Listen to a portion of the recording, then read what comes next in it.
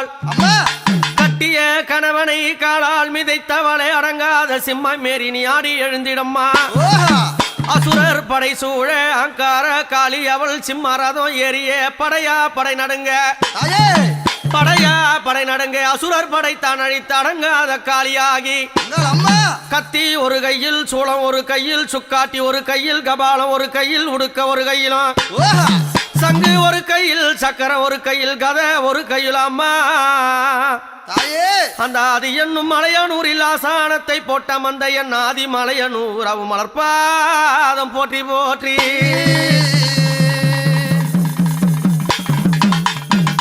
ஆதி மலையனூரா மலர்பாதம் போற்றி போற்றி. அம்மா என்னால வந்த மைமணியில உன் மலர அடி போற்றி.